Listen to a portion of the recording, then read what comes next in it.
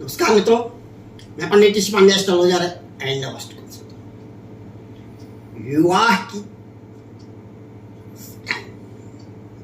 दशा कब विवाह होगा। बहुत से जातकों का प्रश्न होता है कि हमारा विवाह कब होगा। शुक्र की दशा या अंतर्दशा या बृहस्पति ग्रह की दशा अंतर्दशा लगते ही जातक का विवाह हो जाता है, चाहे वह स्त्री हो या पुरुष। सप्तमेश के नैसर्गिक अवस्था में होने पर भी विवाह होता है। यदि चंद्रमा स्वराज का हो, बृहस्पति की डिग्री अधिक हो, बृहस्पति केंद्र में बैठा हो, साथ में और डिग्री अच्छी हो तो तब भी विवाह हो जाता है। तक 6-8 बार इन स्थानों में शुक्र या बृहस्पति बैठे तब भी विवाह हो जाता है। और उसमें यह देखना पड़ेगा कि दशा इसकी या अंतर्दशा किस चीज की चल रही है। यदि दशा या अंतर्दशा शुक्र की या बृहस्पति की, ध्यान रखिएगा यह चीज देखने, इसमें आप कंफ्यूज मत होइए। अन्य ग्रहों को नहीं देखना है। यदि दशा या अंतर्दशा बृहस्पति की या शुक्र की हो तभी विवाह होगा। विवाह के जो हैं ग्रह, यही 2 ग्रह हैं। अन्य कोई ग्रह पुरुष का या स्त्री का विवाह नहीं कराता। अब उस पर यह भी विचार करना है, जब कुंडली पास में आ जाएगी कि शुक्र की डिग्री कितनी है, बृहस्पति की डिग्री कितनी है, और बृहस्पति किस भाव पर बैठा है, शुक्र किस भाव पर बैठा है। जैसे बताया मैंने 6-8 बार भाव पर बैठा है शुक्र या बृहस्पति, तो आदमी का विवाह जल्दी हो जाए, उसको ज्यादा परेशान होने की कोई आवश्यकता नहीं। यदि यह योग नहीं बन रहे हैं, सप्तम भाव को कोई शुभ ग्रह नहीं देख रहा है, सप्तम भाव में राहु की या केतु की दृष्टि पड़ रही है, राहु की दृष्टि पड़ेगी तो केतु जो है सप्तम भाव में होगा, केतु की दृष्टि पड़ेगी तो राहु जो है सप्तम भाव में होगा। अब राहु और केतु की पंचम दृष्टि, सप्तम दृष्टि और नवम दृष्टि भी होती है, ये भी देखना है। फिर देखना है ये नीच का है, ऊंच का है, और ये भी देखना है कि यह किस राशि का है। इतने सब योगों को देखने के बाद आप कुंडली का विश्लेषण कीजिए, तभी उसको बताइए। ऐसा नहीं कि ज्योतिष को बदनाम किसने कर दिया, तो जानते नहीं। ज्योतिष विद्या का जिनके पास ज्ञान है। मैं आज एक पुस्तक में पढ़ रहा था, जुडिशरी के बारे में लिखा था उसमें। आजकल 80% लॉयर्स जो है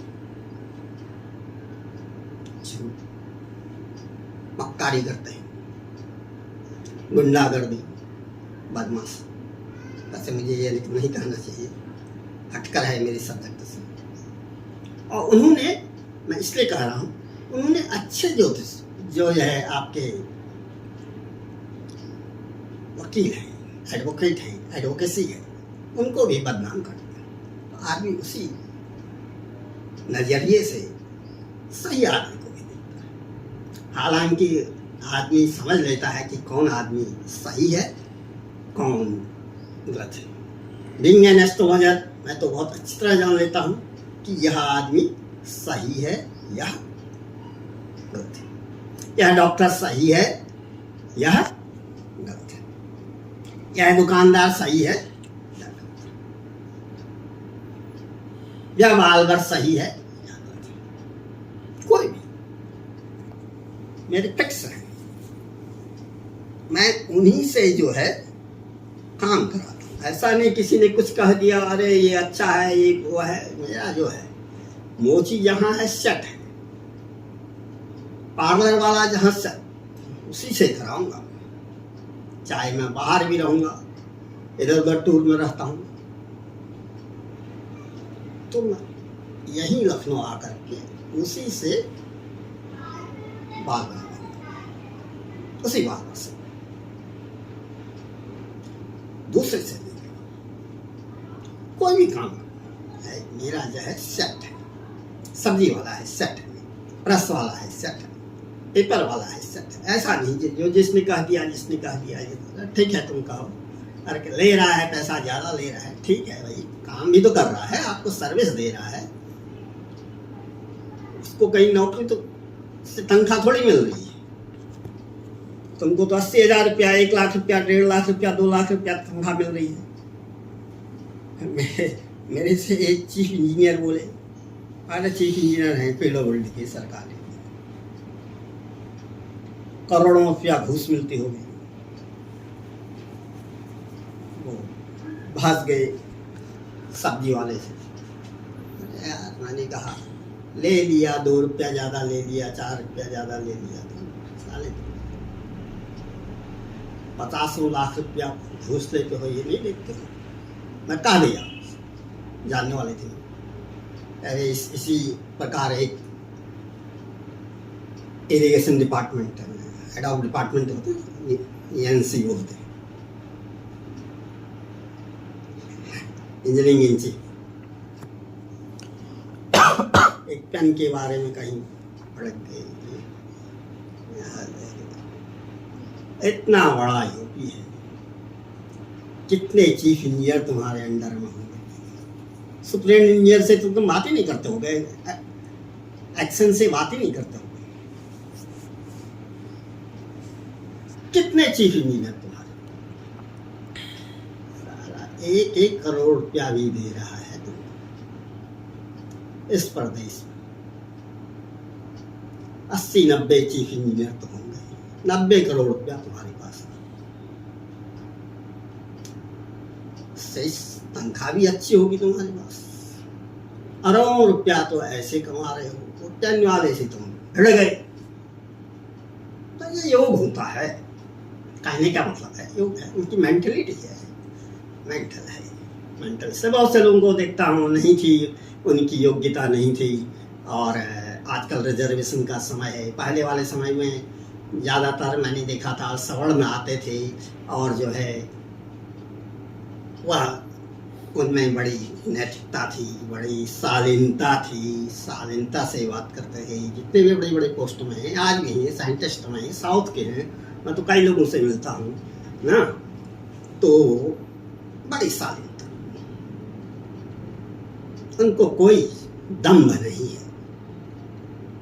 ये पढ़े लिखे नहीं, एक जेई से बन गए चीफ इंजीनियर, और जेई भी वहाँ नकल फकल पर के चलते चले गए। यहाँ यूपी बिहार में तो ज़्यादा नकल ही चलता है, कुछ नहीं। हमारे समय में हम तो यूपी बोर्ड के पढ़े हुए हैं, उस समय यूपी बोर्ड हुआ था, तो 5th में भी बोर्ड होता था, 8th में भी बोर्ड होता था, हाई स्कूल इंटर तो सभी जगह होता है। तो उस समय हम लोग गांव के पढ़े हैं, 5th में गांव में, 8th में गांव में, तो सेंटर बदल दिया जाता था। अब मुझे एक बार अच्छी तरह से मालूम है, 5th में तो वहीं के जूनियर हाई स्कूल में चले गए थे ढोली गांव के, और जो है 8th में हमारा जो है सेंटर बदल दिया था। जीआईसी जोशुड़ा, नैनीताल डिस्ट्रिक्ट में पड़ता है, जोशुड़ा एरिया है, वहाँ जो है सेंटर था।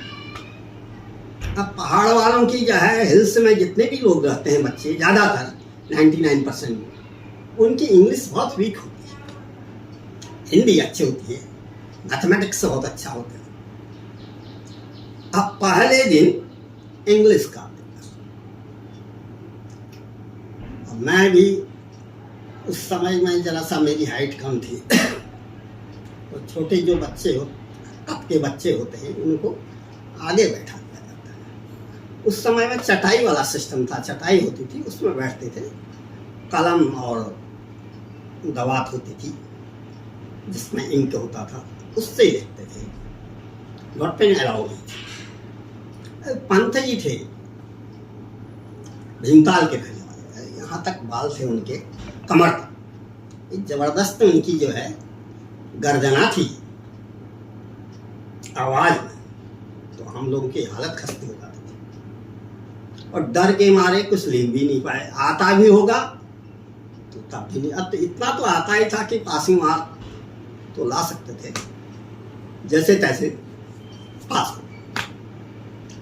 और जितने भी थे ज्यादातर ठाकुर लोग थे, सब फेल। रिजल्ट आया, फादर हमारे थे धोलीगांव स्कूल के अध्यक्ष रहे, वो प्राइवेट स्कूल खोला उन्होंने। अब वो बच्चों को अपना होता है, उन्होंने कहा 100% फेल होगा बेटा। मैंने कहा धोलीगांव में पढ़ तू, वहाँ कहाँ चले गया, ये है वो है दुनिया भर का। मैंने कहा ऐसा है जो भी है, रहने दीजिए आप, मुझे पढ़ने दीजिए यहाँ। खैर जो भी है, जैसे तैसे हम वहाँ से निकल आए, फिर अल्मोड़ा चले गए GIC, वहीं से बाहर चले गए, दिल्ली चले गए, जगह जगह पर डिफरेंट प्लेसेस पर हमने शिक्षा ग्रहण की और अनुभव प्राप्त किया। अब मैं MI कर रहा था, MI होता है डिप्लोमा के बाद। कलकत्ता में हमारा ज़्यादातर सेंटर वही होता था। अब वहाँ या तो बंगला में बोले एक्सप्लेन करें, वहाँ जो टीचर होते थे या अध्यापिकाएं होती थी, या बंगला इंग्लिश, ना इंग्लिश आती थी ना बंगला आती थी, क्या बोलते हैं कैसा। खैर बहरहाल हम लोगों की मैथमेटिक्स बहुत अच्छी थी।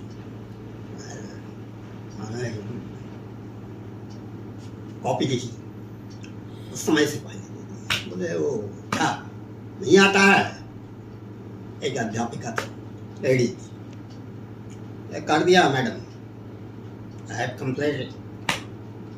अच्छा, तो ऐसे जो है हम लोगों ने शिक्षा ग्रहण की, बड़े अभाव में जिए और कोई ट्यूशन नहीं, कोई सपोर्ट नहीं, ना मैनुअल सपोर्ट, ना फाइनेंशियल सपोर्ट। और जो लोग ऊंचे पदों पर थे ना, मैंने देखा है हमारे गांव, वो भी मजाक करते थे हमारी, करेगा MI करेगा, इस एज में MI कर रहा है, ऐसा है वैसा है, दुनिया भर की जो है वो कहा सुनी होती, अपने वो बात मेरे तक पहुंच जाती थी। खैर मैं ठीक है, उस सब चीज़ से मुझे कुछ नहीं लेना, मुझे अपना काम करना है, मुझे अपना काम करने का बस गए यार। प्राइवेट स्कूल में पढ़ाया, लखनऊ के कई इंटर कॉलेजों में यहाँ अध्यापन कार्य किया और उसमें सक्सेस भी हुए। पढ़ाए तो इसलिए कि जो है पढ़ाई से टच रहेगा, कंपटीशन देंगे, रेलवे योग्य के बहुत ज़्यादा देता था, तो उसमें निकल जाएंगे तो जिंदगी जो है संवर जाएगी। परंतु भाग्य ने साथ नहीं दिया। 2 जगह मेरा जो है सिलेक्शन होते होते, एक यूपी में जो है था, हमारी पोस्ट निकली हुई थी लघु जल विद्युत निगम, ये उत्तराखंड के छोटी छोटी जगहों से बिजली पैदा करते थे, उस पोस्ट निकली थी। इंटरव्यू तक पहुंच गई थे, सरकार गिर गई, बाबरी मस्जिद कांड हो गया, सरकार कल्याण सिंह की जो सरकार थी सब तहस नहस हो।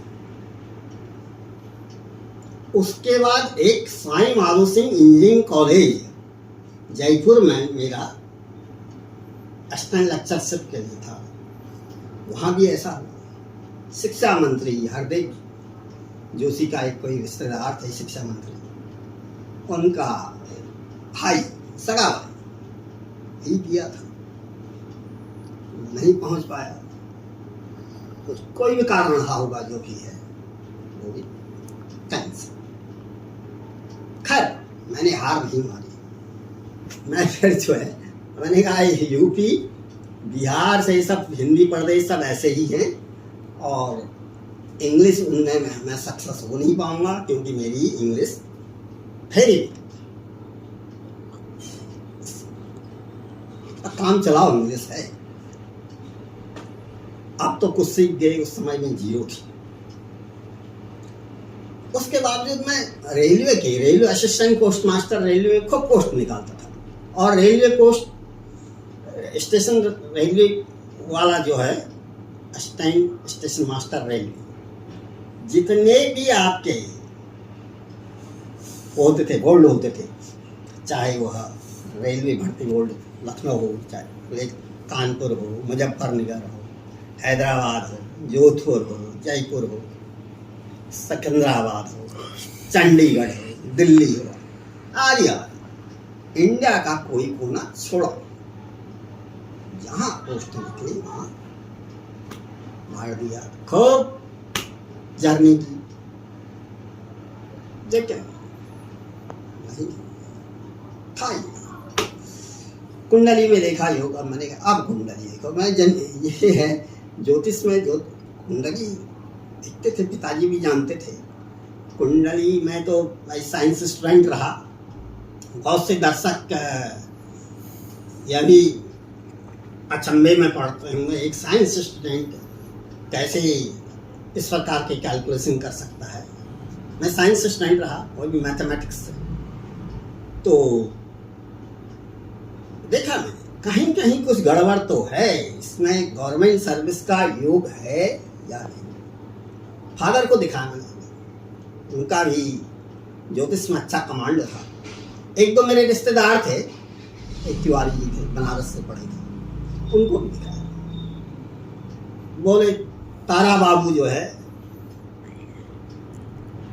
सरकारी सर्विस का योग नहीं है,